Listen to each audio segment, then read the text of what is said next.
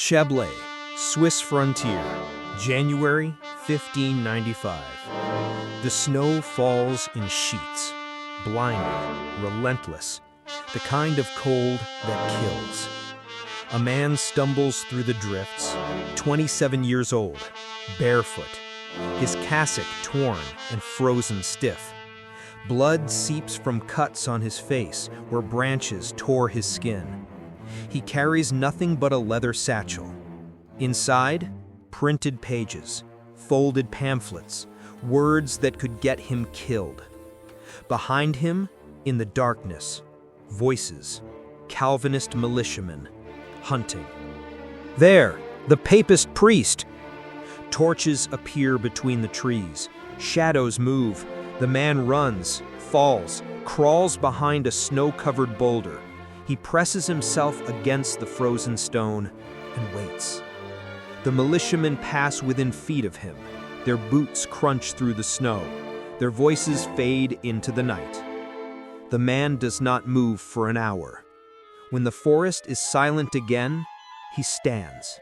His legs barely hold him. He has not eaten in 2 days.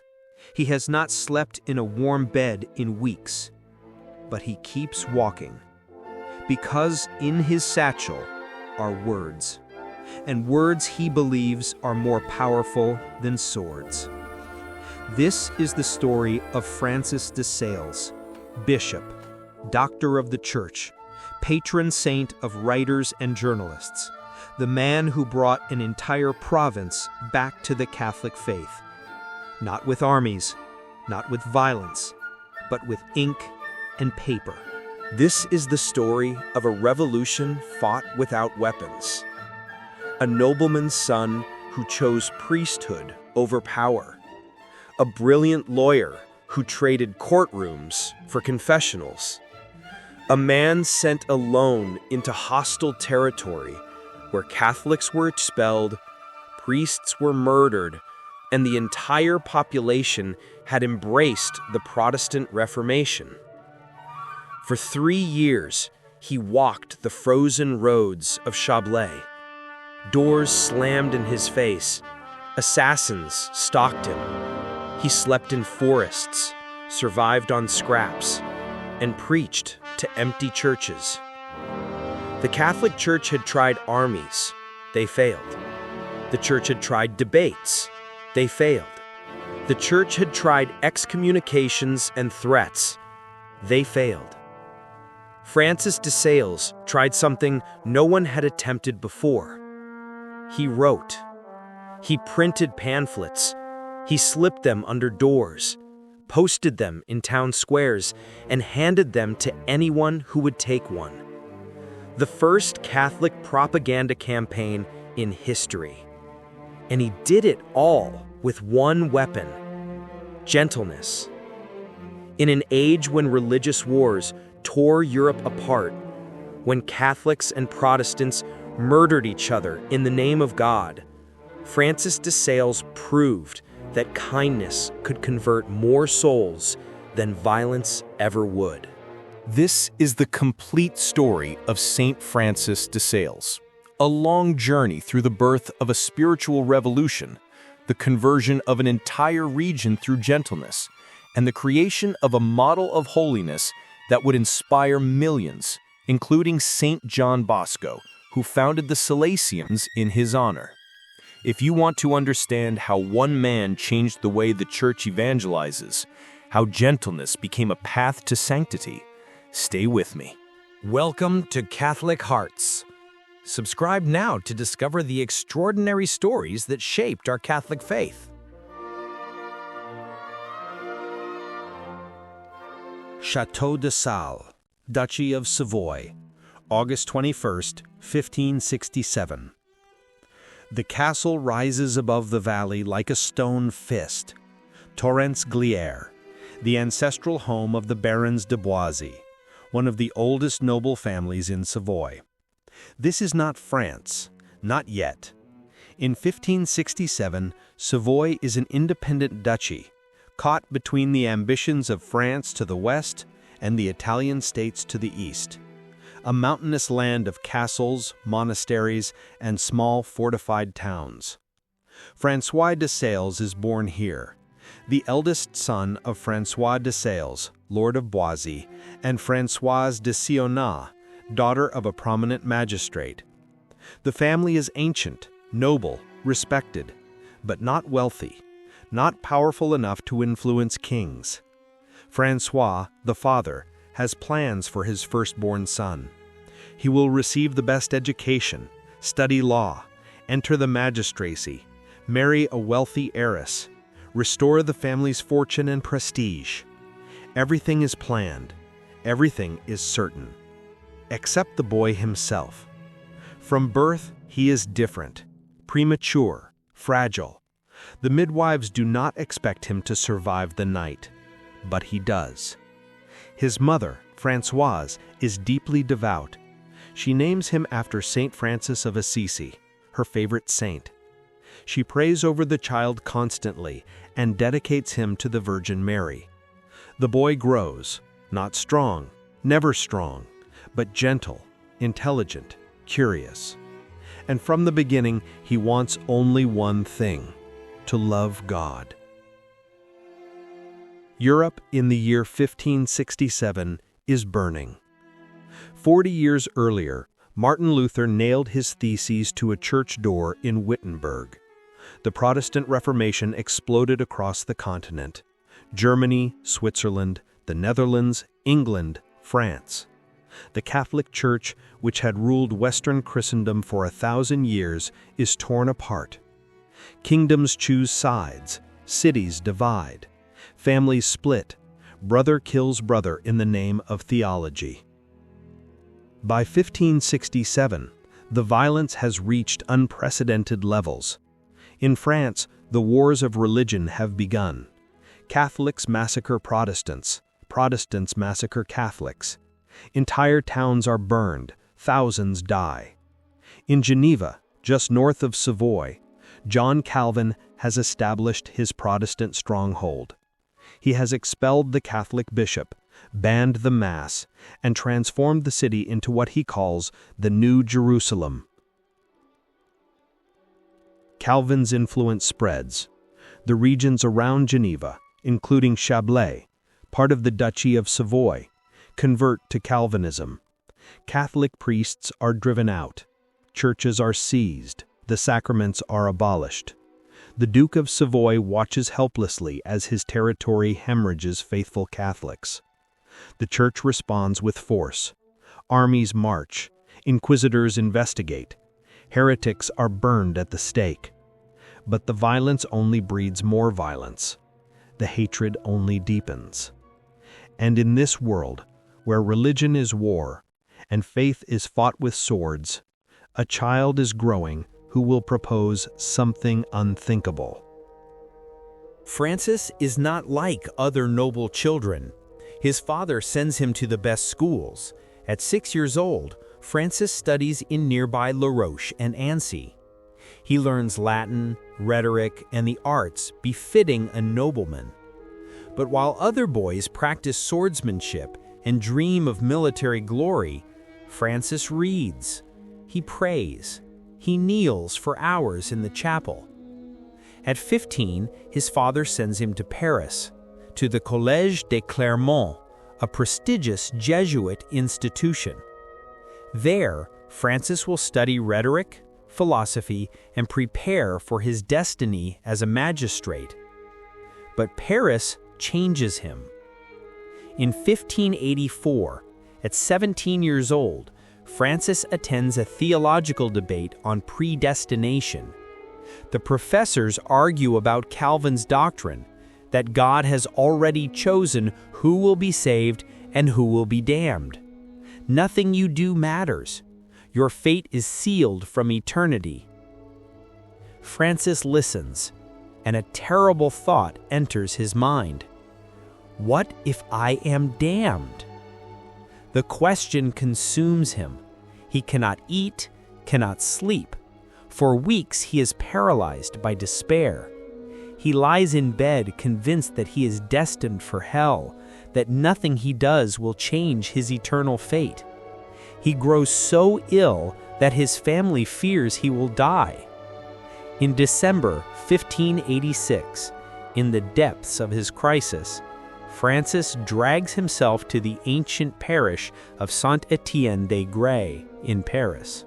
There, before a statue of the Virgin Mary, a black Madonna called Notre Dame de Bonne Délivrance, Our Lady of Good Deliverance, he collapses.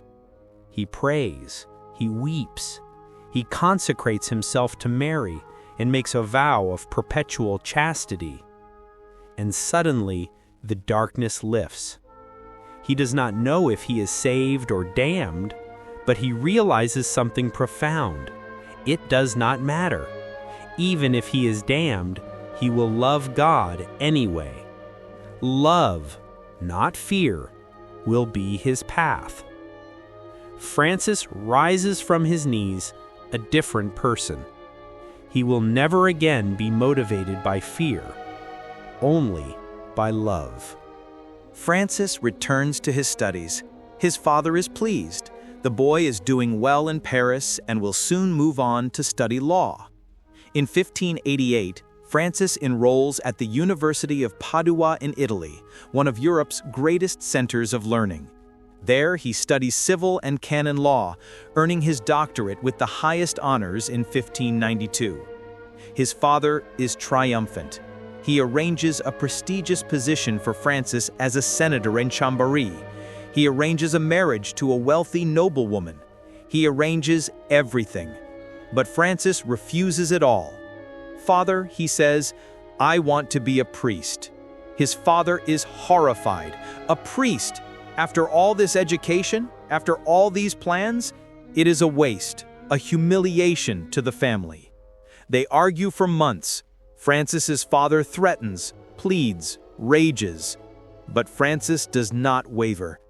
Finally, Claude de Granier, the Bishop of Geneva in exile, living in Annecy since Geneva is Calvinist, intervenes. He offers Francis the highest position in the diocese, provost of the cathedral chapter, second only to the bishop himself. This is a compromise. If Francis must be a priest, at least he will be a powerful priest. Francis's father, defeated, agrees. On December 18, 1593, Francis de Sales is ordained a priest. 3 days later, he celebrates his first Mass. He is 26 years old, brilliant, highly educated, gentle, eloquent, and about to be sent into the most dangerous mission in the Catholic world. Annecy, Savoy, August 1594.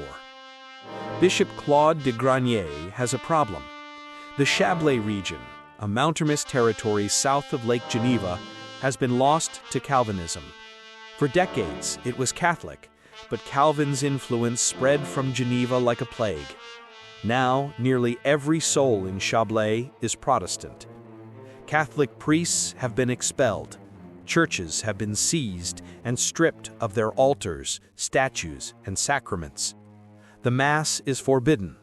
Anyone caught attending a Catholic service is fined, imprisoned, or worse. The Duke of Savoy, Charles Emmanuel I, wants the region restored to Catholicism. He asks Bishop Granier to send missionaries. Granier looks at his priests. None want to go. Chablais is hostile, dangerous. Missionaries have been beaten, driven out, even killed. "Who will go?" the bishop asks. Silence. And then a voice, young, calm, certain. "I will go." Francis de Sales steps forward. The bishop hesitates. Francis is his provost, his right hand. He is young, educated, and from a noble family. To send him to Chablais is to risk losing him. But Francis insists, "Someone must go. Let it be me." The bishop agrees, but Francis will not go alone. His cousin, Louis de Sales, also a priest, volunteers to accompany him.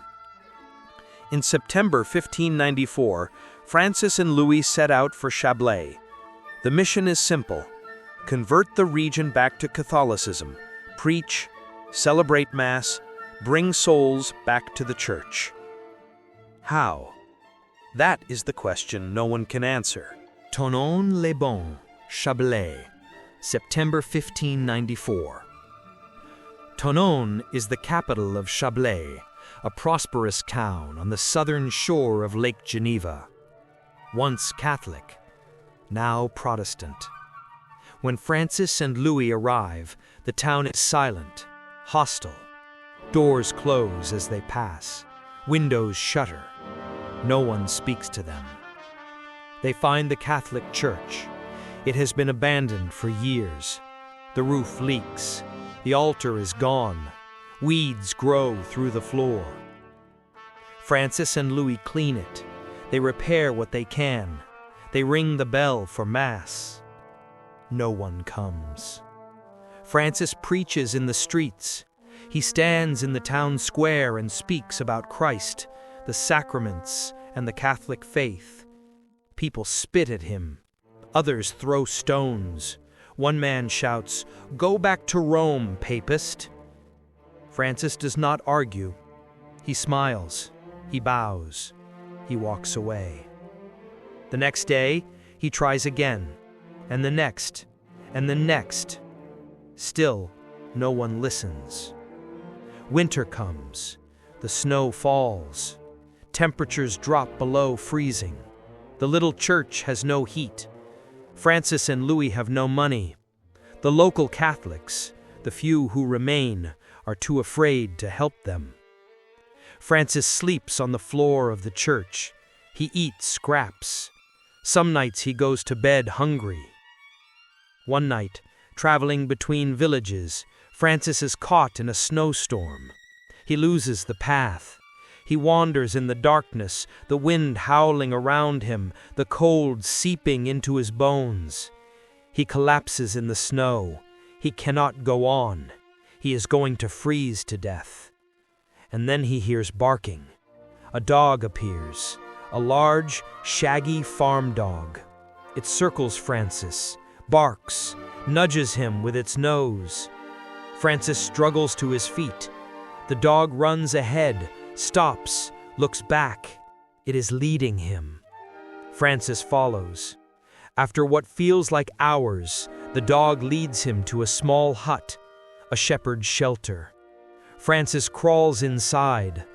The dog lies beside him, warming him through the night. In the morning, Francis wakes. The dog is gone. He never sees it again. Francis realizes something. Preaching is not working. He stands in public squares and people ignore him or mock him. He knocks on doors and they slam in his face. He cannot force them to listen. He cannot debate them into conversion. The people of Chablais have been taught for decades that Catholics are idolaters, that the Pope is the Antichrist, and that the Mass is blasphemy. Francis needs a new strategy. And then it comes to him. Writing. If people will not listen to him speak, perhaps they will read his words in private, in the safety of their homes, without the pressure of crowds or fear of neighbors. Francis begins to write. Short, clear pamphlets explaining Catholic doctrine. He writes about the Mass, about the sacraments, about the papacy, about Mary. He does not attack Calvinism. He does not insult Calvin or mock Protestant beliefs. He simply explains, calmly and logically, what Catholics believe and why.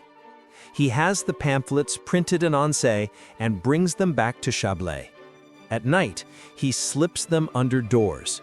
He posts them in public squares. He hands them to anyone who will take one. The people of Thonon read them, quietly, secretly. Some are curious, some are moved.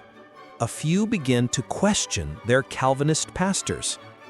Is what this pamphlet says true? Do Catholics really believe this? The pastors are alarmed. They preach against Francis. They call him a deceiver. They warn the people not to read his writings. But the pamphlets keep appearing, week after week, month after month. Francis never stops. He writes, he prints, he distributes. And slowly, impossibly, people begin to listen. In the spring of 1595, a wealthy merchant from Thonon approaches Francis. "Father," he says, "I have read your pamphlets. I want to return to the Catholic Church." Francis weeps. It is the first conversion in months. Others follow, a few at first, then more. By the summer of 1595, a small community of Catholics has reformed in Thonon. But the danger is also growing. Calvinist militiamen threaten Francis. They follow him through the streets. They lay ambushes on the roads between villages. One night, a group of men attacks him. They beat him, tear his cassock, and leave him bleeding in the snow. Francis does not retaliate. He does not call for soldiers. He does not curse his attackers. He forgives them. He prays for them. And the next day, he continues his mission. The people of Chablais, Protestant and Catholic alike, are stunned. They have never seen anything like this. A priest who does not threaten, who does not curse, who does not demand, who only loves. 3 years, that is how long Francis spends in Chablais. 3 years of snow and cold, 3 years of hunger and danger, 3 years of doors slammed in his face and stones thrown at his head. But Francis does not give up. He writes, he prays, he visits the sick, he helps the poor, he teaches children, he speaks gently to everyone, Protestant and Catholic alike. And slowly, the tide turns. Conversions multiply, hundreds return to the Catholic Church, then thousands. By 1598, the Bishop of Geneva reports to Rome. The Chablais region has been restored to Catholicism. Approximately 25,000 people have converted. Not because of armies, not because of threats, not because of violence, because of gentleness, because of words, because of love. Francis de Sales has done the impossible, and the Church is about to give him an even greater mission. Rome, 1599. Pope Clement VIII hears about the miracle in Chablais. A young priest, sent alone into hostile territory, converted an entire region without violence. The Pope is astonished. He summons Francis to Rome, meets with him personally, and is charmed by his gentleness and intelligence. "You must be made a bishop," the Pope says.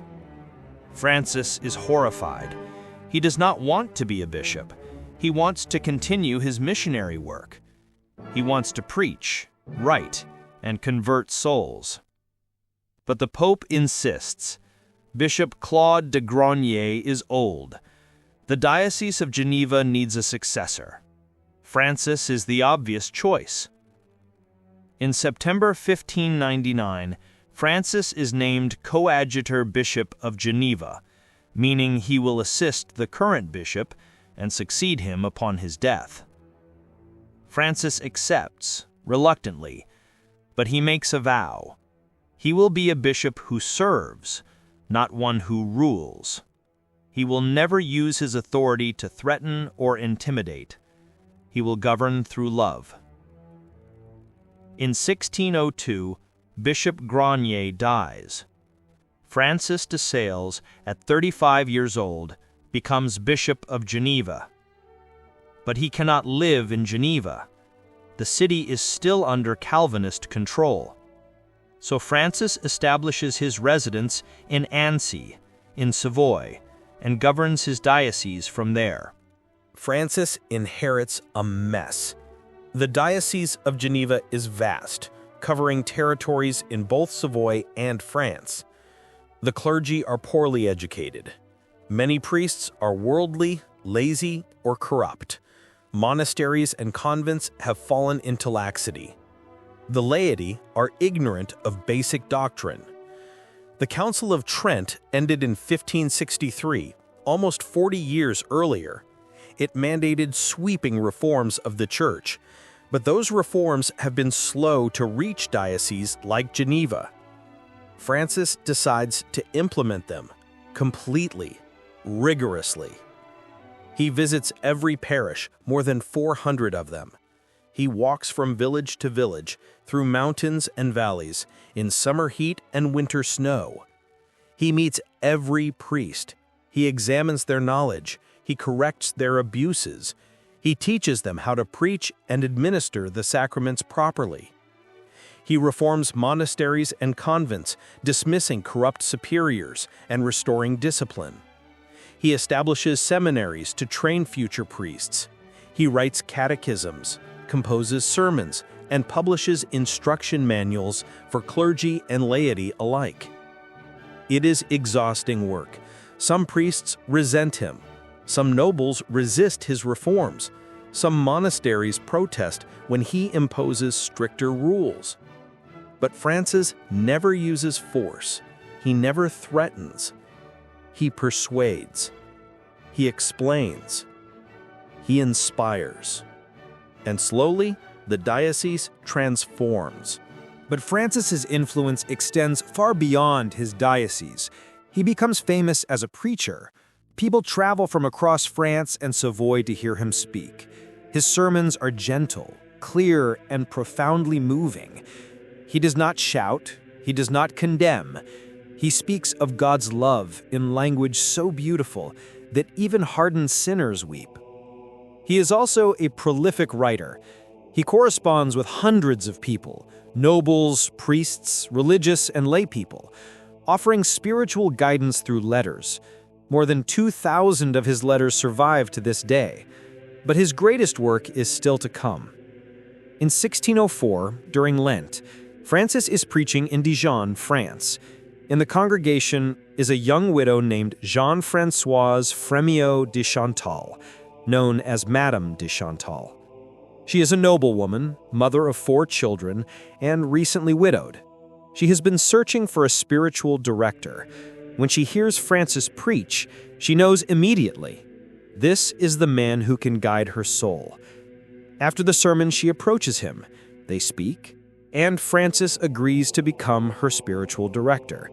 It is the beginning of one of the greatest friendships in Christian history. In 1608, Francis publishes a book. He writes it specifically for Madame de Chantal and people like her, lay people living in the world, not monks or nuns in monasteries. The book is titled Introduction to the Devout Life, in French, Introduction à la vie dévote. Its message is revolutionary. Holiness is not just for priests and religious. It is for everyone. Nobles, merchants, soldiers, mothers, fathers. You do not have to enter a monastery to be a saint. You can be holy in your daily life, in your work, your family, your ordinary duties. Francis writes in simple, beautiful French. He gives practical advice: how to pray, how to overcome temptations, how to grow in virtue, how to live with gentleness, patience, and love. The book is an instant success. It is translated into multiple languages. It spreads across Europe. Kings and queens read it. So do peasants and artisans. For the first time in Christian literature, someone has written a guide to holiness specifically for lay people. The idea that ordinary Catholics can become saints without leaving the world, without dramatic penances, is revolutionary. Francis de Sales has not only converted Chablais, he has given the entire Church a new vision of sanctity. Annecy 1607. Madame de Chantal comes to visit Francis. She has been under his spiritual direction for 3 years. Her children are now grown or cared for. She feels a call to religious life. I want to enter a convent, she tells Francis. I want to dedicate my life entirely to God. Francis listens, but he sees a problem. The convents of the time are strict. They require perfect health. They demand rigorous penances, long fasts, harsh disciplines, hours of standing in cold chapels. Madame de Chantal is not young. She is not in perfect health. And Francis knows that there are many other women like her, widows, women with health problems, older women who have a genuine call to religious life but cannot meet the physical demands of existing orders. What if we said, what if we founded a new kind of religious community? One that is open to women who are not young or perfectly healthy, one that emphasizes interior virtue, gentleness, humility, charity over physical penances. Madame de Chantal's eyes light up. Yes, that is exactly what I want. Francis begins to plan. He envisions a community of women who will live together in prayer, but also go out into the world, visiting the sick, teaching children, and helping the poor. Not cloistered nuns, but active sisters. It is a radical idea. In 1607, all nuns are cloistered. The Council of Trent mandated it. A community of women who are not enclosed is almost unheard of. But Francis believes it can work. In 1610, Francis and Madame de Chantal found the community in Annecy. They call it the Order of the Visitation of Holy Mary, the Visitandines. The first members are Madame de Chantal and a few other women. They live in a simple house, they pray together, they visit the sick in the town, they teach children. It is everything Francis envisioned, a religious community that combines contemplation with action, interior holiness with works of charity. But in 1616, disaster strikes. Archbishop Denis Simon de Marquemont of Lyon intervenes.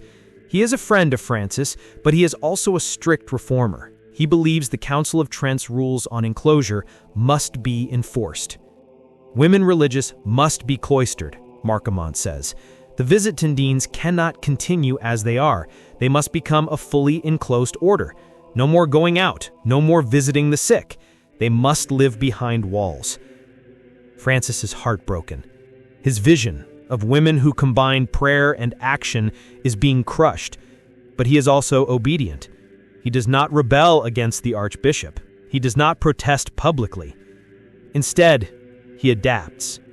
If the Visitandines must be enclosed, then he will make them the most loving, the most gentle, the most Christ-like enclosed community in the church.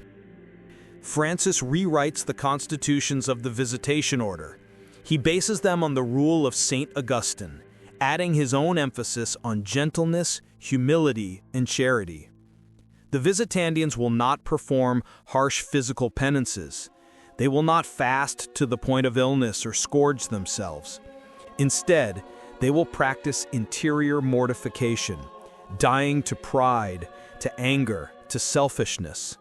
They will cultivate what Francis calls the little virtues: patience, kindness, gentleness, humility. It is not great penances that make a saint, Francis teaches the sisters. It is great love. Madame de Chantal becomes the first superior of the order. She fully embraces Francis's vision. Under her leadership, the Visitandines grow rapidly. Within a few years, convents are established across France and beyond. Decades later, a priest named Jean Eudes will look at the Visitation Order and say, "Francis de Sales wanted women to be active in the world. He was not allowed, but his vision inspired us." Eudes goes on to found the Daughters of Charity with St. Vincent de Paul, the first successful active women's religious order, fulfilling Francis's dream. In 1616, Francis publishes his second great work, Treatise on the Love of God, in French, Traité de l'amour de Dieu. It is his masterpiece, a profound, mystical exploration of divine love. He writes about how the soul ascends to God through love, how love transforms us, how love is the essence of holiness. His most famous line appears in this book: "The measure of love is to love without measure." The treatise is more theological and philosophical than the introduction to the Devout Life. It is written for Madame de Chantal and for spiritual directors. But like the introduction, it spreads rapidly. Francis de Sales is now recognized as one of the greatest spiritual writers in the Church. His works are read by mystics and theologians, by popes and peasants. But he remains humble.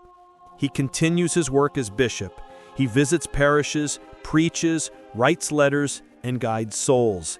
He never stops serving. Francis develops a complete spirituality based on love and gentleness. He teaches it to the Visitandines. He writes about it in his books. He lives it every day. His core belief is simple. Love is the essence of holiness. Not grand penances, not mystical visions, not extraordinary miracles, just love.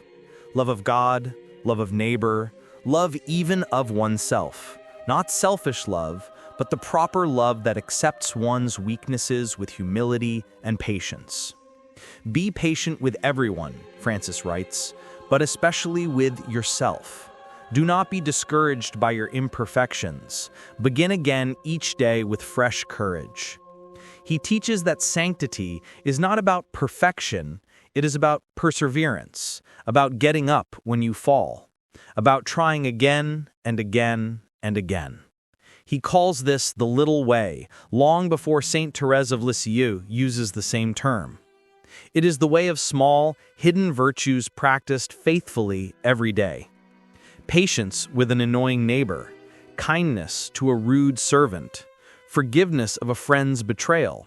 These are the things that make saints, not dramatic acts of heroism. Francis's spirituality spreads. It influences generations of saints and spiritual writers. Saint Vincent de Paul calls Francis his spiritual father and models his own gentleness on Francis's example.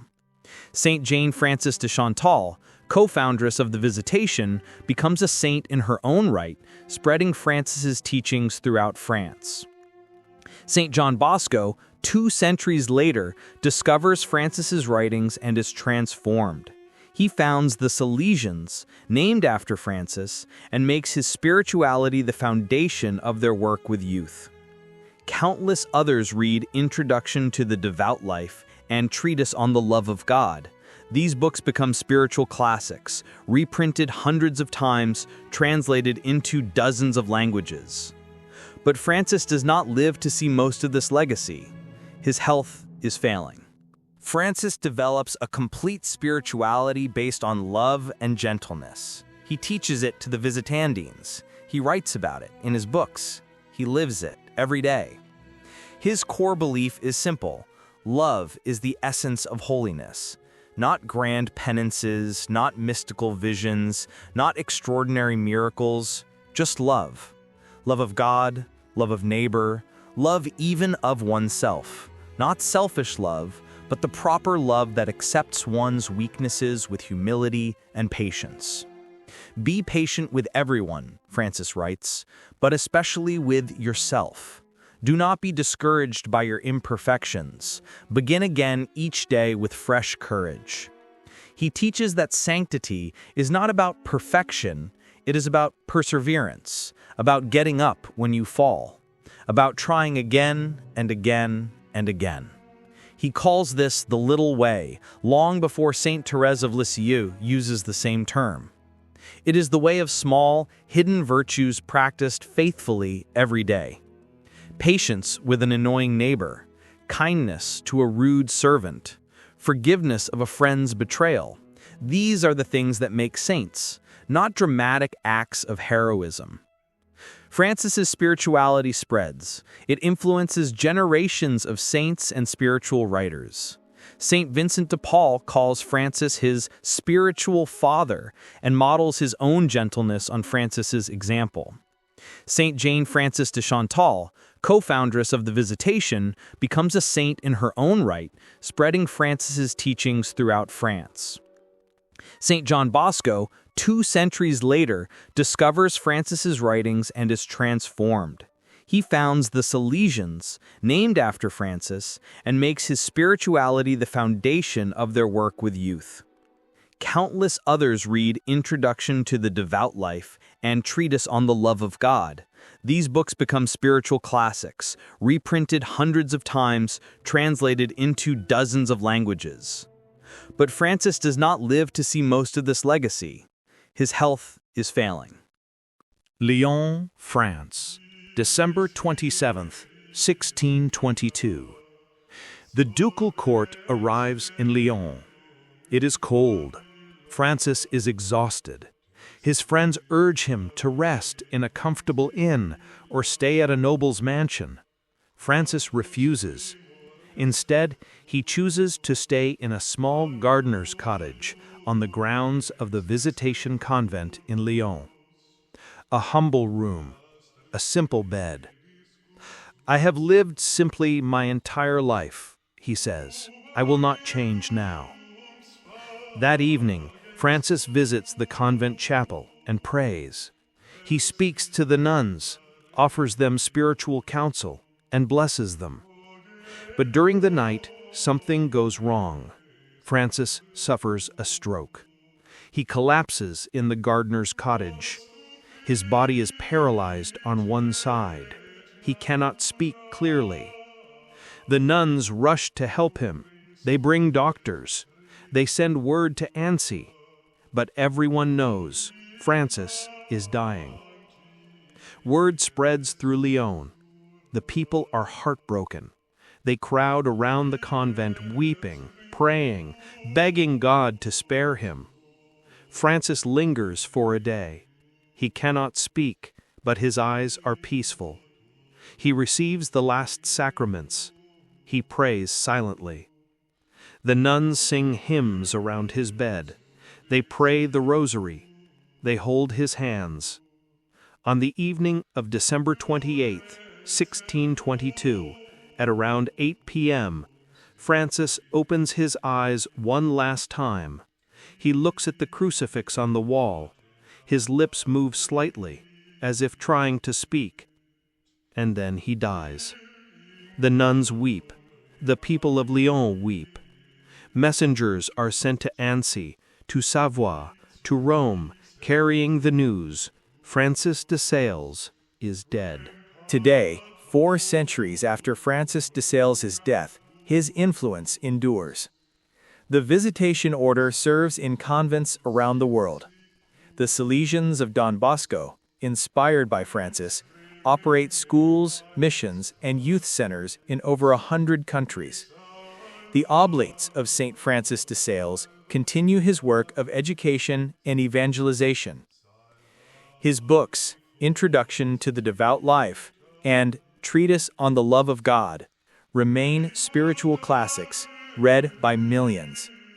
His letters are studied by spiritual directors and theologians. And his message, that holiness is for everyone, that gentleness is strength, that love is the measure of sanctity, continues to transform lives. The Catholic Church celebrates his feast on January 24, the day he was buried in Annecy. What do we learn from the life of St. Francis de Sales? We learn that gentleness is not weakness. Francis lived in an age of violence, but he conquered an entire region without raising a sword. He proved that kindness can convert more souls than force ever will. We learned that holiness is for everyone. Francis wrote for lay people, nobles and peasants, merchants and soldiers, showing them that they do not need to enter a monastery to become saints. Sanctity is found in daily life, in small acts of love. We learn that self-conquest is the greatest victory. Francis was not naturally gentle. He was fiery, stubborn, passionate. But through grace and relentless self-discipline, he transformed himself into a living icon of Christ's love. The nobleman's son from Savoy became the gentleman's saint. He did not conquer with armies. He conquered with words and love. He did not build an earthly legacy of power. He built a spiritual legacy of gentleness that endures for eternity. He did not seek fame or glory. He sought only one thing, to make souls fall in love with God. And in that, he succeeded beyond measure. Thank you for watching. May the example of St. Francis de Sales inspire your own journey of faith. Subscribe to Catholic Hearts to discover more extraordinary stories of the saints who shaped our Catholic faith.